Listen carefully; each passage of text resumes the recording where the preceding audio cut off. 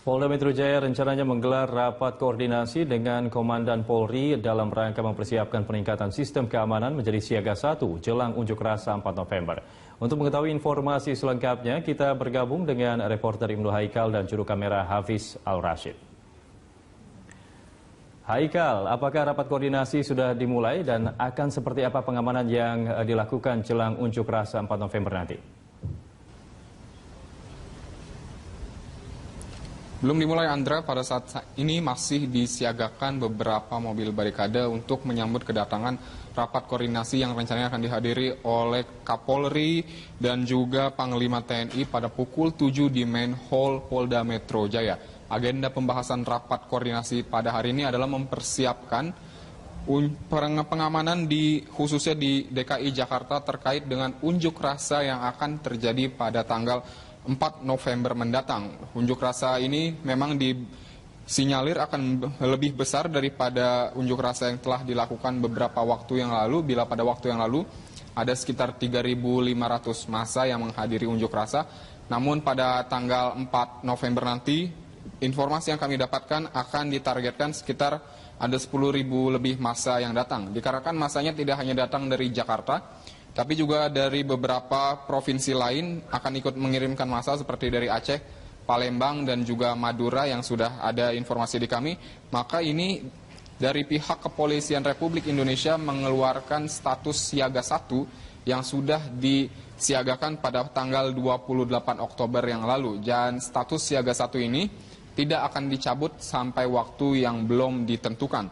Dan memang sudah beredar adanya surat yang diterbitkan dari Markas Besar Kepolisian Republik Indonesia yang berisi menyerukan kepada seluruh Komandan Polri dan juga Polda Metro Jaya untuk datang menghadiri rapat koordinasi pada pukul 7 malam hari ini, yang berisikan seperti berikut, Andra.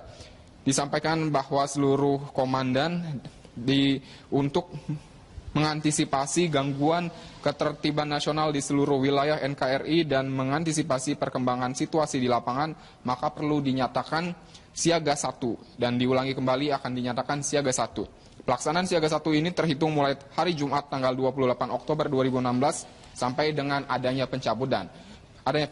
Surat ini dikeluarkan oleh Markas Besar Kepolisian Republik Indonesia dan ditandatangani oleh Wakil Komandan Korps Brimob Polri, Dr. Andes Anang Revandoko selaku Brigadir Jenderal Polisi. Dan kami saat ini sudah berada di Polda Metro Jaya dan belum terlihat ada tanda-tanda kedatangan dari Panglima TNI dan juga Kapolri, namun sudah disiagakan beberapa barikade dan juga suasana di Polda Metro Jaya dilihat dari mobil-mobil yang parkir di sekitar Main Hall juga sudah terlihat cukup ramai karena memang dijadwalkan wartawan pun akan digelar konferensi pers pada pukul 7 malam hari ini terkait dengan seperti apa kesiapan dari Kapolri dan juga Polri serta TNI terkait menghadapi unjuk rasa pada tanggal 4 November mendatang. Andra. Iya, Haikal, apakah Anda sudah mendapatkan bocoran kira-kira pemetaan titik mana saja yang sangat rawan dalam unjuk rasa nanti?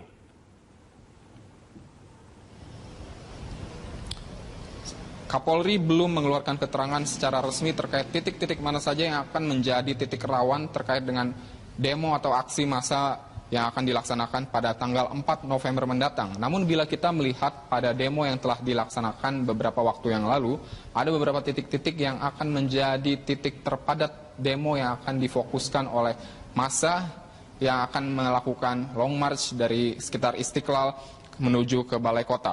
Dan beberapa titik tersebut antara lain, Andre, itu Masjid Istiqlal selaku titik start, yang juga direncanakan nanti pada tanggal 4 November juga akan menjadi titik start. Lalu menuju ke Balai Kota untuk melakukan, di Balai Kota ini akan diberhentikan, massa akan menggelar orasi selama beberapa jam, yang lalu akan dilanjutkan ke Istana Presiden. Dan berbeda dari tanggal 4 November, beberapa waktu yang lalu, pada demo tanggal 4 November mendatang, ini akan menjadi titik fokus utamanya menurut bocoran adalah Istana Presiden. Jadi orasi secara umum akan difokuskan dan digelar secara massal di sekitar wilayah Presiden Republik Indonesia. Maka inilah 3 titik yang akan menjadi tempat-tempat terpadat pada tanggal 4 November mendatang. Jadi saya ulangi, itu ada di sekitar Masjid Istiqlal, lalu menuju ke Balai Kota dan juga di Istana Presiden Republik Indonesia. Itulah 3 titik yang disinyalir akan menjadi titik-titik rawan. Namun nanti pada pukul 7 malam hari ini Kapolri dan juga Panglima TNI akan memberikan keterangan secara resmi kepada kita terkait dengan apa yang akan disiapkan, titik-titik mana yang perlu dihindari, dan juga apa yang dihimbau kepada masyarakat. Namun sampai saat ini situasi di DKI Jakarta dan juga di seluruh Republik Indonesia telah dinyatakan siaga 1 oleh Kepolisian Republik Indonesia. Itulah yang bisa kami sampaikan, Andra, dari Polda Metro Jaya. Kembali ke Anda. Baik, terima kasih atas laporan Anda, Ibnu Haikal. Pemirsa, demikian laporan dari reporter Ibnu Haikal dan juru kamera Hafiz Al-Rasid dari Polda Metro Jaya. Pengurus Besar Nahdlatul Ulama Said Akil Siraj melarang penggunaan atribut Nahdlatul Ulama atau NU dalam rencana unjuk rasa sejumlah ormas Islam pada 4 November mendatang. Said juga meminta para pengunjuk rasa tetap menjaga ketertiban. Unjuk rasa rencananya digelar sejumlah ormas Islam terkait dugaan penistaan agama calon gubernur petahana DKI Jakarta, Basuki Cahayapurnama. Jaga persatuan dan kesatuan bangsa, pererat tali silaturahim antar komponen masyarakat. Berpecah adalah musuh utama dari ukhuwah. Ukhuwah adalah modal utama kita di dalam membangun suatu tatanan masyarakat yang aman, damai, adil, dan makmur. 2. Kepada seluruh pengurus NU dan warga NU untuk secara proaktif turut menenangkan situasi, menjaga agar suasana yang aman dan damai tetap terpelihara dan tidak ikut-ikutan memperkeruh suasana dengan provokasi dan hasutan. PBNU melarang penggunaan simbol-simbol NU, atribut-atribut NU, termasuk Ansor, FNI, Hizbut PBNU, dan seterusnya, untuk tujuan di luar kepentingan sebagaimana menjadi keputusan jamiah NU. Pemirsa, Pilkada Serentak 2017 menjadi ujian kedua bagi keberlangsungan pesta demokrasi di Indonesia. Masa kampanye telah resmi dibuka hari ini dengan diawali deklarasi pilkada damai di berbagai daerah. Bawaslu dan Polri telah bersiaga mencegah konflik dan kecurangan di daerah rawan. Sebanyak 101 daerah yang terdiri dari 7 provinsi, 18 kota, dan 76 kabupaten turut dalam konstelasi pemilihan kepala daerah serentak pada 2017 mendatang. Hajatan politik ini diharapkan menjadi tonggak lahiran demokrasi yang dewasa di Indonesia. Namun harapan ini bukan tanpa rintangan. Isu sara hingga kampanye hitam yang berpotensi memicu konflik sosial kerap menjamur jelang perhelatan pilkada. Mengantisipasi hal ini, Bawaslu menyatakan siap mengambil tindakan tegas bagi pelanggar karena telah memiliki payung hukum yang kuat. Saya kira catatan krusial dari 2015 ke 2017 ke depan, ini kami lebih mudah untuk melakukan pengawasan dengan catatan beberapa pasal yang lebih tegas dan lebih tanda petik kejam buat pasangan atau tim kampanye yang mencoba-coba untuk melakukan pelanggaran misalnya. Berdasarkan data Badan Pengawas Pemilu, ada 4 daerah dengan indeks kerawanan pemilu tinggi yang patut diantisipasi, di antaranya Provinsi Aceh dan Papua. Kapolri Jenderal Tito Karnavian memastikan jajarannya telah merapatkan barisan untuk turut mengawal jalannya pilkada. Nanti mewaspadai provinsi-provinsi, paling tidak 3 provinsi yang kita anggap nanti kita atensi khusus, yaitu di Jakarta, Aceh, dan Papua Barat. Ini. Nah, untuk itu kita terus melakukan evaluasi 3 daerah ini, ya. Mana saja potensi kerawanan ini kita berupayakan untuk netralisir dulu, sambil kita menghitung kekuatan kita yang untuk kita kerahkan ke 3 daerah ini. Pilkada Serentak 2017 memang seharusnya menjadi kebanggaan, bukan justru ancaman keamanan. Karena ini menjadi bukti bahwa demokrasi ditegakkan di bumi Indonesia. Tim Liputan, Metro TV. Hari pertama masa kampanye, 3 pasangan calon gubernur dan calon wakil gubernur DKI Jakarta mulai bertemu warga di sejumlah wilayah berbeda di DKI Jakarta. Kandidat calon wakil gubernur petahana Jarod Saiful Hidayat mengunjungi warga Kelurahan Gedung Pasar Rebo, Jakarta Timur. Meski sudah masuk masa kampanye yang ditentukan KPUD DKI Jakarta, dirinya membantah kalau kegiatannya hari ini merupakan satu bentuk strategi kampanye. Selesai sholat Jumat, dirinya kemudian menuju rumah RW setempat untuk memberikan solusi kepada warga yang sudah berkumpul terkait daerah tersebut yang sering dilanda banjir. Hari pertama kampanye, pasangan Agus Harimurti Yudhoyono dan Silviana Murni belum menyampaikan visi misi di depan halayak. Agus lebih memilih sholat Jumat sekaligus meminta restu dari Imam Masjid Sunda Kelapa. Putra Presiden Republik Indonesia ke-6 ini mengaku permintaan doa restu sangat penting karena memiliki kekuatan tersendiri. Sementara itu, calon Gubernur DKI Jakarta Anies Baswedan belusukan ke Pasar Tebet, Jakarta Selatan. Anies belusukan untuk mengetahui penyebab tingginya harga bahan makanan pokok. Anies Baswedan yang berpasangan dengan Sandiaga Uno mengatakan akan memperpendek rantai distribusi dan akan merevitalisasi pasar agar pembeli dan penjual lebih nyaman ketika berada di pasar tradisional. Tim Liputan, Metro TV.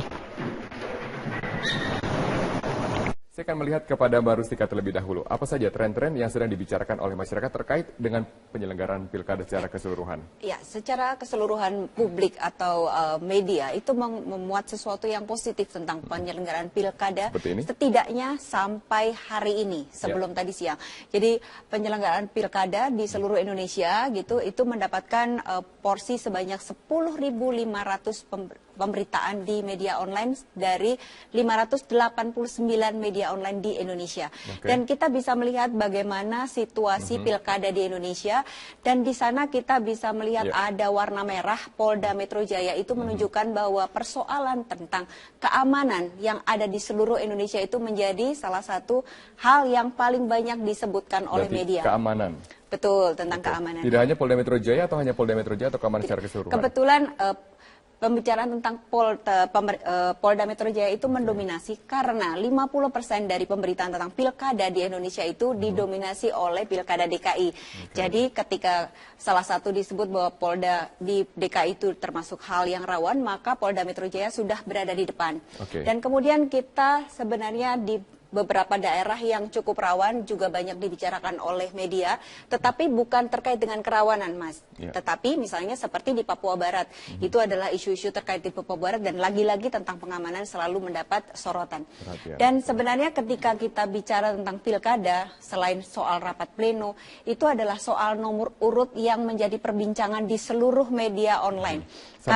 Sampai hari ini. Karena apa? Karena 4 dari petahana yang muncul masuk ke dalam pilgub tahun ini itu semuanya mendapatkan nomor urut 2. 4 dari petahana di 101 wilayah? Ya, dari gubernur. Jadi dari 7 gubernur, 5 diantaranya itu petahana, dan 4 diantaranya itu mendapatkan nomor urut 2. Dan itu ternyata mendapat respon yang cukup positif dari masyarakat gitu. Antara positif dan negatif gitu. Jadi mereka yang memberikan, mereka rata-rata kebanyakan optimis dengan angka yang diberikan itu. Ada juga beberapa orang yang dia sebagai pengamat spiritual pun turut serta untuk membicarakan tentang Mbak Rustika, saya akan tahan Mbak Rustika di sana karena kita akan mengupas lebih dalam mengenai faktor keamanan yang pertama yang menjadi perhatian dari netizen. Pak Juri, bagaimana faktor keamanan dapat diantisipasi oleh KPU Republik Indonesia di seluruh wilayah yang menyelenggarakan pilkada? Ya, memang salah satu yang sejak awal dipikirkan oleh penyelenggara dan polisian itu adalah faktor keamanan ketika pilkada dilakukan secara serentak. Pilkada secara serentak itu artinya ada distribusi aparat keamanan yang lebih luas sehingga membutuhkan pengamanan yang lebih ekstra ya ketimbang pilkada yang dilakukan secara parsial seperti selama ini kan. Nah, oleh karena itu memang sebetulnya dari teknis penyelenggaraan dan koordinasi dengan aparat keamanan dengan kepolisian Republik Indonesia ini sebenarnya sudah sejak awal diantisipasi. Bahkan Bawaslu sendiri sudah melakukan pemetaan terhadap daerah-daerah yang punya potensi kerawanan tinggi, sedang dan biasa, dan kita merujuk antara lain pada pemetaan Bawaslu dan aparat keamanan sudah itu menjadikan sebagai salah satu. Berarti alokasi dari aparat keamanan akan merujuk pada alokasi terbesar pada wilayah yang mempunyai tingkat kerawanan yang lebih tinggi, sedang dan juga mungkin yang tidak rawan seperti itu ya Pak? Ya, kalau dari sisi KPU sebetulnya kita tidak pernah membuat peringkat ya atau tidak membeda-bedakan tingkat kerawanan daerah satu dengan daerah lain karena bagi kami seluruh daerah harus memegang satu standar yang sama dalam pelaksanaan pilkada dan pihak keamanan juga sudah bisa menyesuaikan apa yang harus dilakukan untuk mengantisipasi pengamanan di masing-masing daerah. Oke, baik. Sebelum saya ke Pak Nasrullah, saya akan ke Mbak Tika. Mbak Tika, siapa saja influencer yang Anda pantau di media? Baik, kita akan lihat bahwa ketika kita bicara tentang influencer, jadi orang yang paling banyak dikutip oleh media terkait dengan pilkada, ternyata nomor 1 masih didominasi oleh Basuki Cahayapurnama. Kenapa demikian? Walaupun dia sudah sedikit bicara, tapi ternyata sedikit bicara banyak dikutip gitu. Nah, itu adalah menjadi salah satu influencer terbesar.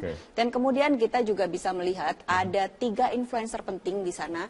Dia adalah dari Tito Karnavian, kemudian ada Gatot Nurmantio, dan satu lagi adalah Kapolda DKI Irjen Pol M. Iriawan. Dan ini menunjukkan bahwa ketika kita bicara tentang pilkada di seluruh Indonesia, masalah faktor keamanan menjadi salah satu hal yang menjadi perhatian publik. Di sini juga dibuktikan dengan 3 nama tersebut. Dan kemudian ada nama Cahyokumolo karena bicara soal PLT, dan kemudian beberapa semuanya dari kandidat, betul. Tampaknya kita lihat di sini bahwa pejabat penyelenggara yang paling banyak dikutip di antara dari kandidat dan juga aparat keamanan adalah Bapak Sumarno, Ketua KPU DKI Jakarta. Tampaknya Bawaslu juga saya tidak melihat ada statement yang kemudian banyak dikutip. Apakah Bawaslu kurang mensosialisasikan kepada masyarakat atau kurang berbicara di tengah masyarakat? Saya pikir nggak seperti itu juga. Bawaslu ya saya pikirin karena memang peringkat yang teratas lah ya yang disampaikan. Bawaslu tetap melakukan proses komunikasi itu, dan Bawaslu lebih real masuk menyentuh langsung ke masyarakat. Berbagai hal yang dilakukan Bawaslu, sosialisasi turun ke bawah dan membangun hubungan koordinasi dengan beberapa stakeholders. Dalam kerangka apa? Dalam kerangka untuk menindaklanjuti hasil indeks kerawanan pemilu yang telah dirilis oleh KPU beberapa waktu yang silam itu. Oleh Bawaslu? Iya, oleh Bawaslu. Dan itu sebagai langkah upaya preventif ya, untuk mencegah di antara berbagai segala potensi yang akan muncul. Nah, langkah-langkah real itu yang lebih banyak dilakukan oleh Bawaslu, menyentuh lapisan masyarakat, dan proses pelibatan, siapa yang dilibatkan di masyarakat itu adalah tokoh adat, tokoh masyarakat, tokoh agama dari berbagai pihak. Yang kira-kira kami sudah identifikasi potensinya seperti ini. Nah, oleh sebab itu pola pendekatannya adalah pola pendekatan yang relatif bisa diselesaikan berdasarkan keberadaan situasi yang ada di daerah tersebut. Jadi pola-pola kearifan masyarakat lokal itu yang dikedepankan. Anda kemarin sudah merilis dari daerah-daerah yang paling rawan untuk menyelenggarakan pilkada. Yang pertama adalah Papua Barat, Aceh, dan juga kemudian Provinsi Banten. Nah, Mbak Tika, apakah 3 daerah tersebut memang daerah yang ternyata di media sosial mempunyai perbincangan yang banyak? Daerah mana saja yang paling banyak dibicarakan? Kalau dalam waktu 4 hari terakhir itu daerah yang paling banyak dibicarakan di media sosial, di media online itu ada 3. Yang pertama adalah Aceh, kedua DKI, dan ketiga adalah Gorontalo, Pak. Jadi biasanya kita bicara bad news is good news gitu kan. Jadi ketika kita melihat bahwa situasi di Gorontalo itu ada sedikit masalah sejak awal, itu ternyata media menyoroti hal tersebut gitu. Dan itu kita bisa lihat dari top issue yang ada di wilayah 3 Gorontalo tersebut gitu. Dari awal memang sudah terlihat bagaimana media itu memframing situasi mencekam pada saat rapat pleno misalnya gitu. Pada saat di Gorontalo. Betul, di Gorontalo. Terus yang kedua ada beberapa pasangan yang saling melaporkan gitu. Dan yang ketiga adalah terkait dengan terpidana, Pak, gitu. Jadi urusan terpidana itu ternyata tidak menjadi menu utama di Gorontalo, tapi juga menu utama di seluruh Indonesia. Mereka membicarakan tentang pilkada yang ada di Gorontalo, seperti di dalam isu yang ada di sini. Betul. Baik.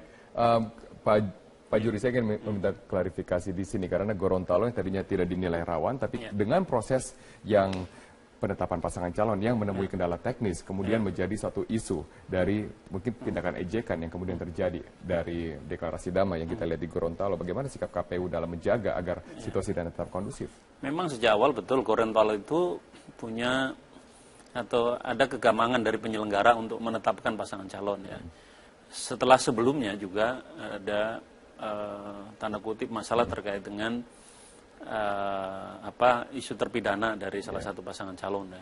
Kemudian nambah lagi isu yang kedua mengenai ijazah dari pasangan calon, sehingga dari kegamangan itu sehingga KPU pada saat mau menetapkan pasangan calon pun harus ke Jakarta konsultasi dengan KPU, dan kemudian balik ke sana sudah lewat tengah hari dan penetapannya jam 3 pagi itu. Jam 3 pagi penetapan pasangan calonnya. Jadi akhirnya betul itu kemudian menjadi perbincangan di mana-mana karena isunya sensitif kan, satu tentang terpidana, kedua mengenai keabsahan ijazah dari pasangan calon. Kami menyampaikan kepada KPU di sana, Gorontalo, tetap berpegang teguh pada aturan, hadapi setiap masalah dan sampaikan kepada masyarakat atau para pihak apa masalah sebenarnya sehingga orang kemudian tidak menduga-duga atau orang melakukan tindakan yang melanggar hukum atau mengganggu keamanan hanya karena tidak tahu masalahnya. Baik, kita tahan dulu di sana, Pak Juri. Media itu memuat sesuatu yang positif tentang penyelenggaraan pilkada, setidaknya sampai hari ini, sebelum tadi siang. Jadi penyelenggaraan pilkada di seluruh Indonesia gitu, itu mendapatkan porsi sebanyak 10.500 pemberitaan di media online dari 589 media online di Indonesia. Dan kita bisa melihat bagaimana situasi pilkada di Indonesia, dan di sana kita bisa melihat ada warna merah. Polda Metro Jaya itu menunjukkan bahwa persoalan tentang keamanan yang ada di seluruh Indonesia itu menjadi salah satu hal yang paling banyak disebutkan oleh media. Keamanan. Betul, tentang keamanan. Tidak hanya Polda Metro Jaya atau hanya Polda Metro Jaya atau keamanan secara keseluruhan? Kebetulan pembicaraan tentang Polda Metro Jaya itu mendominasi karena 50% dari pemberitaan tentang pilkada di Indonesia itu didominasi oleh pilkada DKI. Jadi ketika salah satu disebut bahwa Polda di DKI itu termasuk hal yang rawan, maka Polda Metro Jaya sudah berada di depan. Dan kemudian kita sebenarnya di beberapa daerah yang cukup rawan juga banyak dibicarakan oleh media, tetapi bukan terkait dengan kerawanan, Mas. Tetapi misalnya seperti di Papua Barat, itu adalah isu-isu terkait di Papua Barat dan lagi-lagi tentang pengamanan selalu mendapat sorotan. Dan sebenarnya ketika kita bicara tentang pilkada, selain soal rapat pleno, itu adalah soal nomor urut yang menjadi perbincangan di seluruh media online. Sampai hari ini. Karena apa? Karena 4 dari petahana yang muncul masuk ke dalam Pilgub tahun ini itu semuanya mendapatkan nomor urut 2. 4 dari petahana di 101 wilayah? Ya, dari gubernur. Jadi dari 7 gubernur, 5 diantaranya itu petahana, dan 4 diantaranya itu mendapatkan nomor urut 2. Dan itu ternyata mendapat respon yang cukup positif dari masyarakat gitu.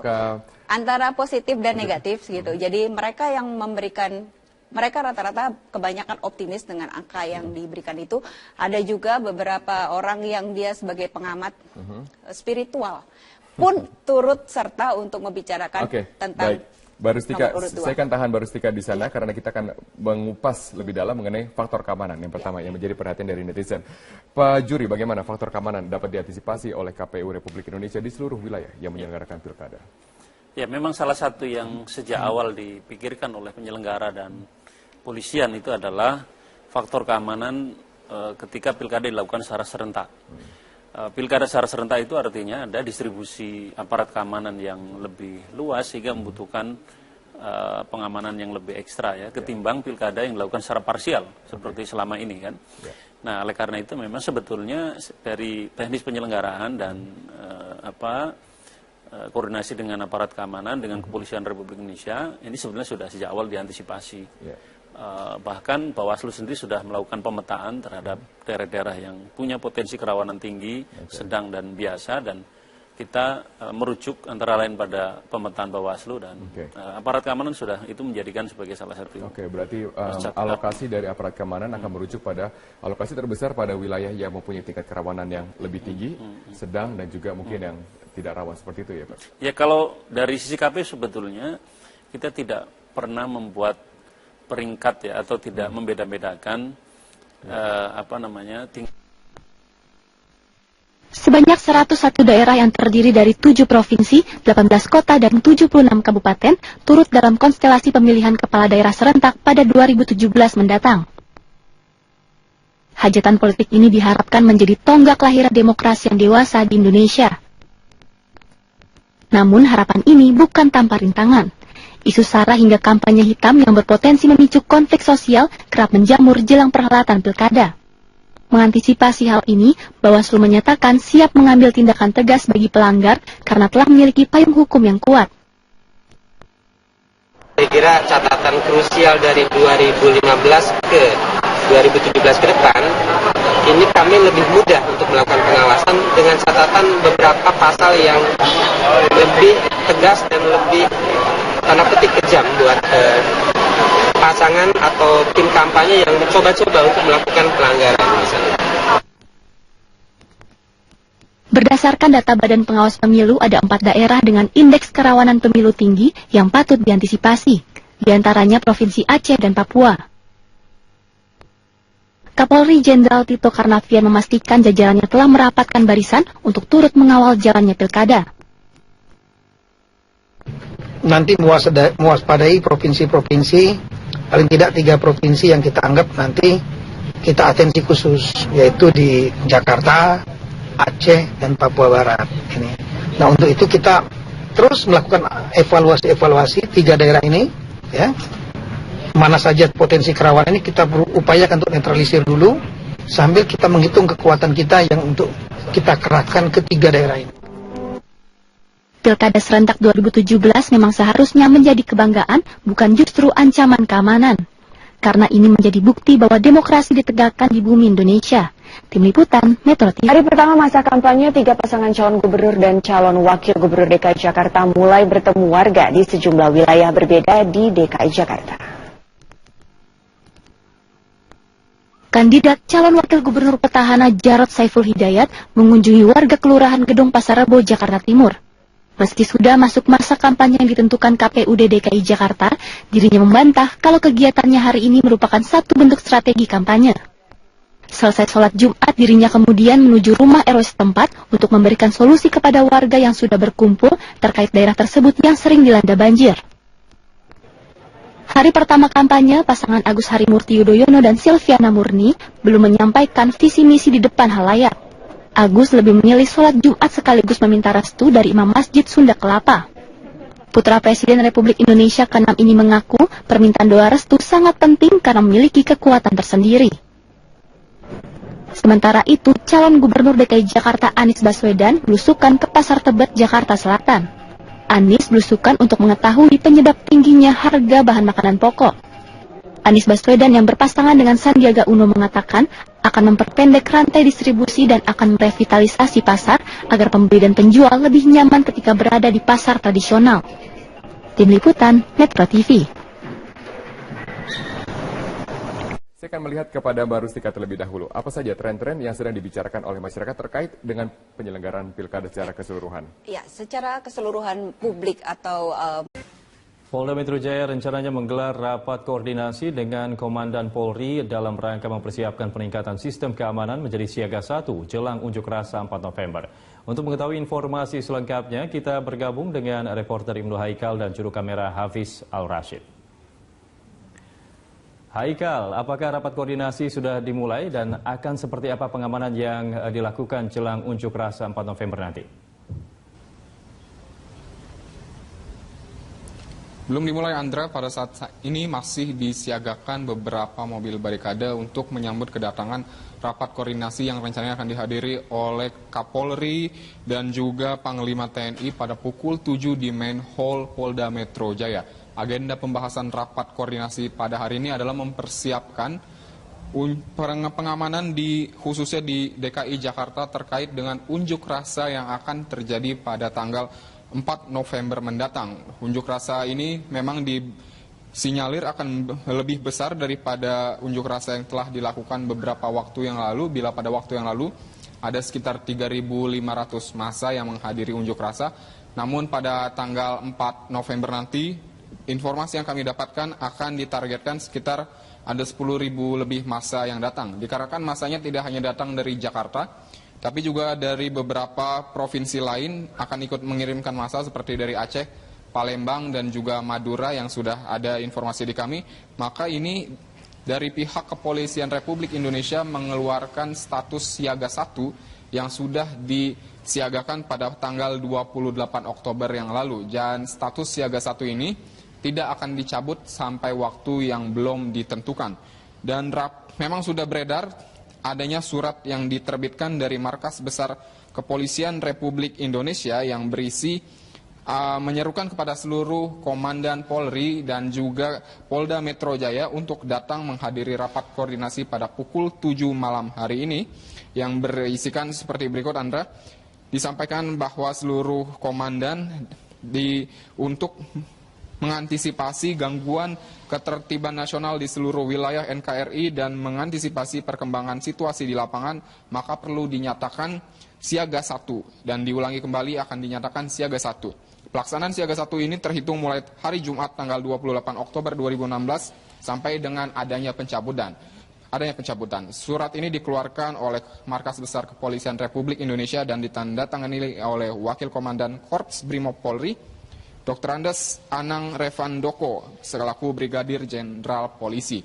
Dan kami saat ini sudah berada di Polda Metro Jaya dan belum terlihat ada tanda-tanda kedatangan dari Panglima TNI dan juga Kapolri, namun sudah disiagakan beberapa barikade dan juga suasana di Polda Metro Jaya dilihat dari mobil-mobil yang parkir di sekitar Main Hall juga sudah terlihat cukup ramai karena memang dijadwalkan wartawan pun akan digelar konferensi pers pada pukul 7 malam hari ini terkait dengan seperti apa kesiapan dari Kapolri dan juga Polri beserta TNI terkait menghadapi unjuk rasa pada tanggal 4 November mendatang. Andra. Iya, Haikal, apakah Anda sudah mendapatkan bocoran kira-kira pemetaan titik mana saja yang sangat rawan dalam unjuk rasa nanti?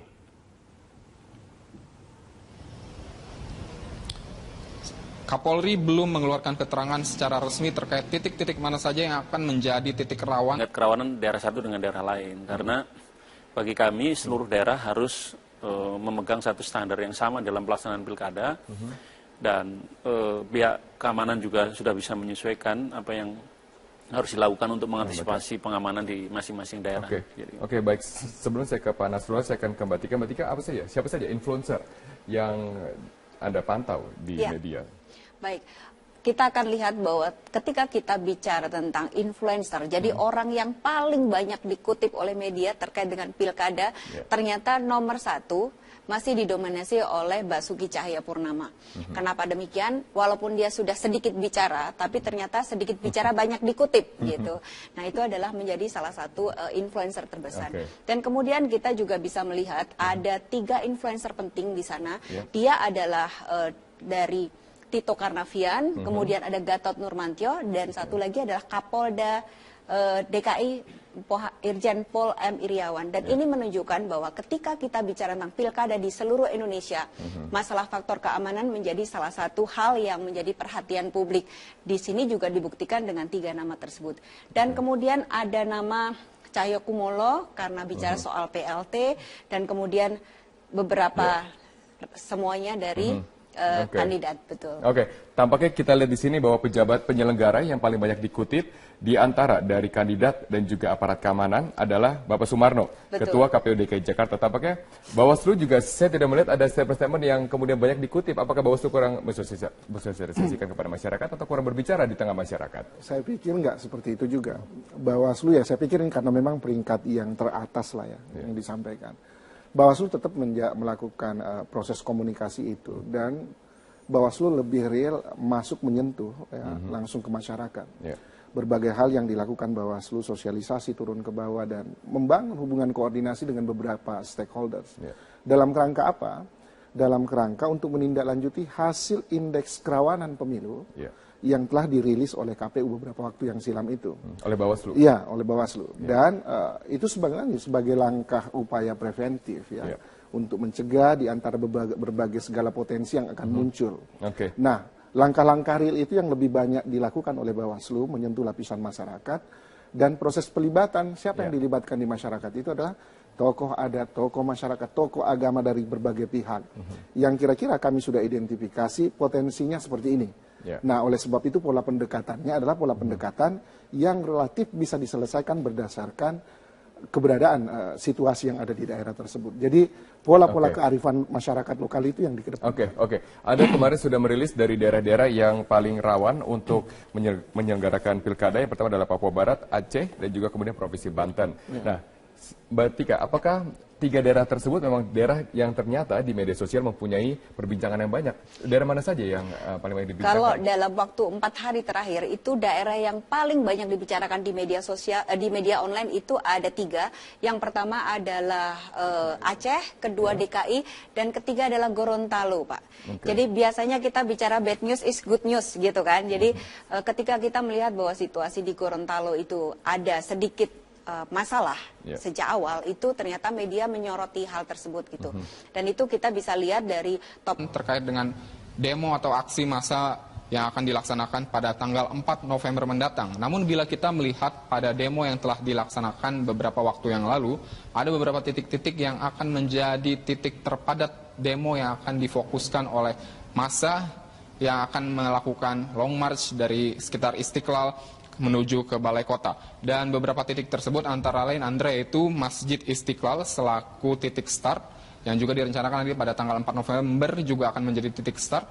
Lalu menuju ke Balai Kota untuk melakukan, di Balai Kota ini akan diberhentikan, massa akan menggelar orasi selama beberapa jam, yang lalu akan dilanjutkan ke Istana Presiden. Dan berbeda dari tanggal 4 November, beberapa waktu yang lalu, pada demo tanggal 4 November mendatang, ini akan menjadi titik fokus utamanya menurut bocoran adalah Istana Presiden. Jadi orasi secara umum akan difokuskan dan digelar secara massal di sekitar wilayah Presiden Republik Indonesia. Maka inilah 3 titik yang akan menjadi tempat-tempat terpadat pada tanggal 4 November mendatang. Jadi saya ulangi, itu ada di sekitar Masjid Istiqlal, lalu menuju ke Balai Kota, dan juga di Istana Presiden Republik Indonesia. Itulah 3 titik yang disinyalir akan menjadi titik-titik terawan. Namun nanti pada pukul 7 malam hari ini, Kapolri dan juga Panglima TNI akan memberikan keterangan secara resmi kepada kita terkait dengan apa yang akan disiapkan, titik-titik mana yang perlu dihindari, dan juga apa yang dihimbau kepada masyarakat. Namun sampai saat ini, situasi di DKI Jakarta dan juga di seluruh Republik Indonesia telah dinyatakan siaga 1 oleh Kepolisian Republik Indonesia. Itulah yang bisa kami sampaikan, Andra, dari Polda Metro Jaya. Kembali ke Anda. Baik, terima kasih atas laporan Anda, Ibnu Haikal. Pemirsa, demikian laporan dari reporter Ibnu Haikal dan juru kamera Hafiz Al-Rasid dari Polda Metro Jaya. Pengurus Besar Nahdlatul Ulama Said Akil Siraj melarang penggunaan atribut Nahdlatul Ulama atau NU dalam rencana unjuk rasa sejumlah ormas Islam pada 4 November mendatang. Said juga meminta para pengunjuk rasa tetap menjaga ketertiban. Unjuk rasa rencananya digelar sejumlah ormas Islam terkait dugaan penistaan agama calon gubernur petahana DKI Jakarta, Basuki Cahayapurnama. Jaga persatuan dan kesatuan bangsa, pererat tali silaturahim antar komponen masyarakat. Berpecah adalah musuh utama dari ukhuwah. Ukhuwah adalah modal utama kita di dalam membangun suatu tatanan masyarakat yang aman, damai, adil, dan makmur. 2. Kepada seluruh pengurus NU dan warga NU untuk secara proaktif untuk menenangkan situasi, menjaga agar suasana yang aman dan damai tetap terpelihara dan tidak ikut-ikutan memperkeruh suasana dengan provokasi dan hasutan. PBNU melarang penggunaan simbol-simbol NU, atribut-atribut NU, termasuk Ansor, FNI, Hizbut PBNU, dan seterusnya, untuk tujuan di luar kepentingan sebagaimana menjadi keputusan jamiah NU. Pemirsa, Pilkada Serentak 2017 menjadi ujian kedua bagi keberlangsungan pesta demokrasi di Indonesia. Masa kampanye telah resmi dibuka hari ini dengan diawali deklarasi pilkada damai di berbagai daerah. Bawaslu dan Polri telah bersiaga mencegah konflik dan kecurangan di daerah rawan.